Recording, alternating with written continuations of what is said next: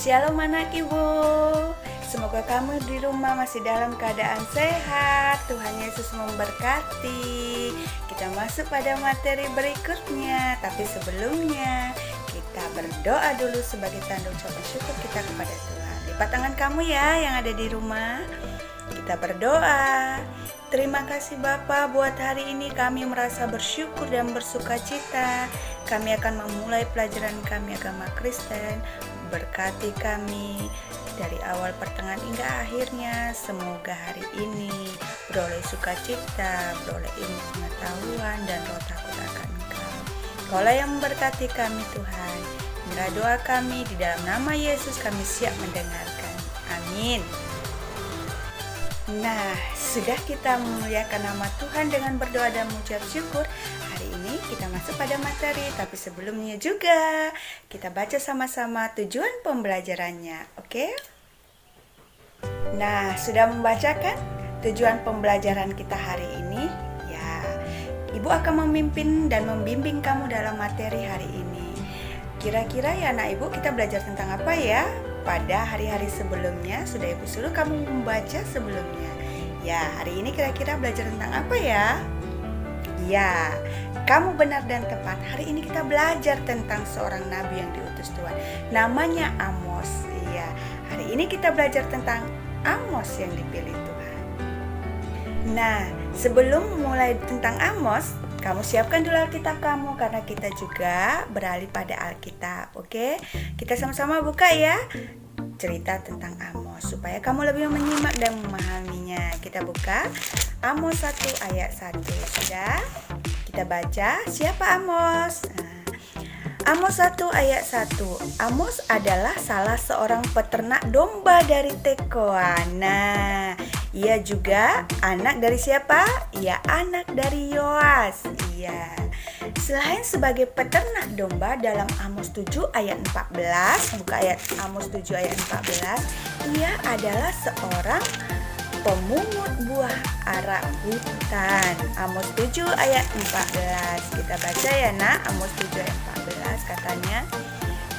Jawab Amos kepada Amazia, "Aku ini bukan nabi dan aku ini tidak termasuk golongan nabi, melainkan aku ini seorang peternak dan pemungut buah ara hutan." Nah, banyak latar belakang tentang Amos, banyak yang kita ketahui tentang Amos dengan membuka Alkitab, kitab Amos.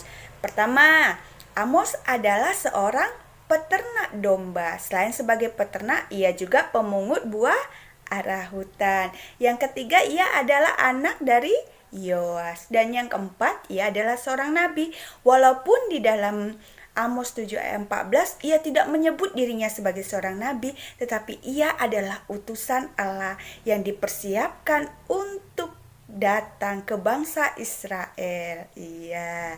Dan yang kelima adalah Amos disebut sebagai pendekar keadilan. Nah, keadilan bagi siapa? Kita baca berikutnya ya, oke?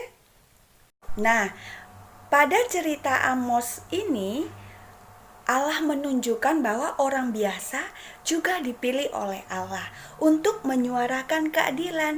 Begitu juga dengan Amos. Amos adalah orang biasa, ia bukan keturunan nabi, ia juga bukan keturunan orang kaya, tetapi Tuhan pilih Amos untuk menegakkan keadilan di bangsa Israel. Pada zaman Amos tersebut, ada ketimpangan yang terjadi ataupun ketidakadilan sosial yang terjadi, di mana antara si kaya dengan si miskin tidak saling mengayomi ataupun tidak saling bertolong-tolong. Hanya orang miskin yang selalu ditindas pada zaman Amos tersebut. Sebab apa? Karena orang-orang ataupun bangsa Israel pada zaman itu tidak mendengarkan perintah Allah. Nah, banyak sekali kejahatan-kejahatan yang terjadi pada zaman itu sehingga Amos dipilih oleh Allah. Apa aja kejahatan-kejahatannya, Bu? Iya, mereka selalu melakukan tindak paksa. Orang miskin harus membayar upeti ataupun pajak kepada penguasa. Jadi penguasa itu merajalela atas kekuasaannya. Dan yang kedua, orang miskin selalu dianiaya oleh orang Israel. Karena orang miskin selalu ditindas. Kalau mereka tidak membayar upeti, mereka akan dipaksa, disiksa, dan menjadi budak. Aduh, sungguh malang ya nak. Nah, walaupun Amos adalah orang biasa, tetapi Tuhan menguatkan Amos dan Amos pergi untuk menyuarakan panggilan tentang kebenaran itu. Jadi, Amos mengingatkan mereka. Kita baca dulu ya nak, Amos 5 ayat 4. Kita baca ya. Sebab beginilah firman Tuhan kepada kaum Israel. Carilah aku, maka kamu akan hidup. Nah, jadi selama hidup bangsa Israel tidak lagi mencari Tuhan. Artinya mencari Tuhan, mencari segala kebaikan. Bahkan mereka selalu melakukan kejahatan. Memeras orang miskin, menindas kaum lemah, harus membayar upeti orang miskin kepada orang kaya atau penguasa pada zaman itu. Dan yang terakhir, mereka semakin memuja dan menyembah ilah-ilah lain atau menyembah berhala, sehingga Allah tidak suka dengan apa yang mereka lakukan. Bahkan segala perkara ataupun kejahatan yang mereka lakukan bangsa Israel ini terhadap kaumnya sendiri membuat Allah benci akan penyembahan mereka ataupun ibadah mereka. Bahkan ibadah mereka dianggap Tuhan sebagai kekejian bagi Tuhan. Selain itu juga Amos juga menyuarakan tentang keselamatan. Nah, buka Amosnya. Amos 9 ayat 14. Kalau di dalam itu semuanya, kalau bangsa Israel tidak mencari Tuhan dan tidak bertobat, maka Allah juga tidak mau mendengarkan bangsa Israel. Jadi Allah mau memulihkan bangsa itu jika mereka mendengarkan perkataan Allah. Kita buka ya, Amos 9 ayat 14 ya. Oke, kita baca. Aku akan memulihkan kembali umat Israel.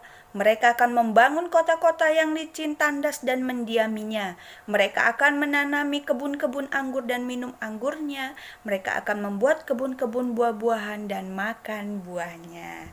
Nah, dari pokok pembahasan hari ini atau materi hari ini, kita lebih diingatkan untuk saling tolong-menolong. Dari cerita Amos bahwa Tuhan tidak tinggal diam terhadap umatnya.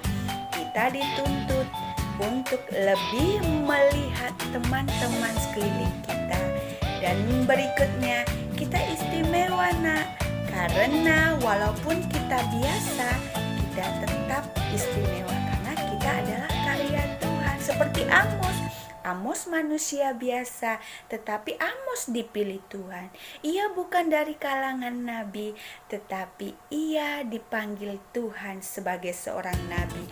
Walaupun ia tidak menganggap dirinya sebagai seorang nabi, tetapi ia dipanggil sebagai utusan Allah untuk menegakkan kebenaran. Oke anak ibu, sekian pembelajaran hari ini. Semoga kamu semakin diberkati. Jangan lupa untuk melakukan apa yang benar di hadapan Tuhan. Dan hari ini tetap ikuti protokol kesehatan jika keluar dari rumah. Oke anak ibu, terima kasih. Semoga Tuhan memberkati kita. Kita tutup hari ini dengan berdoa-doa Bapa kami. Bapa kami yang di surga, dikuduskanlah namamu, datanglah kerajaanmu, jadilah kehendakmu di bumi seperti di surga. Berikanlah kami pada hari ini makanan kami yang secukupnya, dan ampunilah kami akan kesalahan kami, seperti kami juga mengampuni orang yang bersalah kepada kami. Dan janganlah membawa kami ke dalam pencobaan, tetapi lepaskanlah kami daripada yang jahat. Karena Engkaulah yang punya kerajaan dan kuasa dan kemuliaan sampai selama-lamanya. Amin. Oke nah ibu, tetap semangat. Tuhan Yesus memberkati kita. Shalom.